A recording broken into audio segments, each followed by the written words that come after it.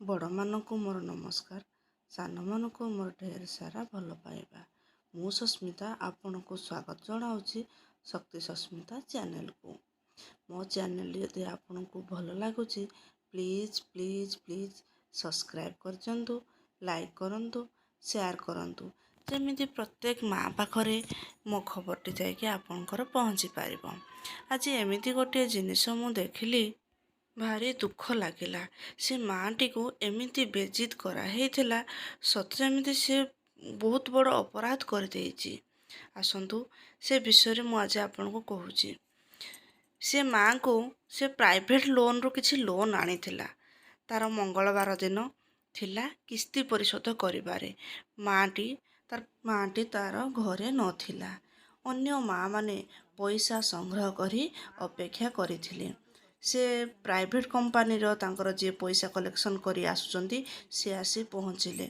9 ଜଣ ପଇସା ଦେଇ ସାରିଛନ୍ତି, ଆଉ ଜଣେ ମାତ୍ର ଦେଇନି। କିନ୍ତୁ ତାଙ୍କୁ ଅପେକ୍ଷା କଲେ, ଆସି ତା ଘରେ ଘରେ ଥାଆନ୍ତି ନୂଆ ବାହା ହେଇଥିବା ପୁଅ ଆଉ ବୋହୂ। ତାଙ୍କ ସାମ୍ନାରେ ଶାଶୁକୁ ବହୁତ କରି କହିଲେ। ମା' ମାନେ ଆସିଲେ, ସେ ଲୋକ ଆସିଲା ବହୁତ ପାଟିତୁଣ୍ଡ କଲେ। ତମେ କିସ୍ତି ଦେଇପାରୁନ, ପଇସା ସୁଝି ପାରୁନ, କ'ଣ ପାଇଁ ପଇସା ନେଉଥିଲ, ତୁମ ପାଇଁ ବୋଲି ଆମେ ଡିଫଲ୍ଟର ହେବୁ, ବିଭିନ୍ନ ପ୍ରକାର ଗାଳି ଦେଲେ। ବୋହୂଟି ସହି ପାରିଲାନି। ତା ବେକରୁ ମଙ୍ଗଳସୂତ୍ରଟି କାଢ଼ି ସ୍ୱାମୀକି ଦେଲା, ଏଇଟା ବନ୍ଧା ପକେଇକି ତମେ ଟଙ୍କା ଆଣ। ସେଇ ଟଙ୍କା ଆଣିକି ତାଙ୍କୁ ଏ ପ୍ରାଇଭେଟ୍ ଲୋନ୍ଟି ସୁଝିଲେ। ଗୋଟିଏ କିସ୍ତି ସିନା ପରିଶୋଧ କରିଦେଲେ, ସବୁ ମାସରେ ଏଇପରି ହେବ। ସେ ସିଚୁଏସନ୍ଟି ଦେଖିଲେ ବହୁତ ଦୁଃଖ ଲାଗିଲା। ସେ ମାଆଙ୍କୁ ମୁଁ ଡାକିଲି, ବୁଝେଇଲି ତାଙ୍କୁ, ବ୍ୟାଙ୍କରୁ ସରକାରଙ୍କର ଏତେ ସହାୟତା ଅଛି, ତୁମେ କାହିଁକି ପ୍ରାଇଭେଟ୍ ଲୋନ୍ ପଛରେ ପଡ଼ିଛ? ସେ ମୋତେ ଗୋଟିଏ କଥା କହିଲେ, ଇଏ ଗୋଟେ ଦିନରେ ଲୋନ୍ ଦେଉଛି। ଗୋଟେ ଦିନରେ ଦେବା ଦ୍ୱାରା କ'ଣ ଅସୁବିଧା ହେଲା? ମା' ମାନେ ଦେଖିଲ ତ? ସବୁ ମା'ମାନଙ୍କୁ ମୁଁ ଅନୁରୋଧ କରୁଛି, ଆପଣ ଲୋନ୍ ନେବା ପୂର୍ବରୁ କେତେ ଟଙ୍କା ସୁଧ, କେମିତି ସୁଝା ହେବ ସେ ବିଷୟରେ ଚିନ୍ତା କରନ୍ତୁ।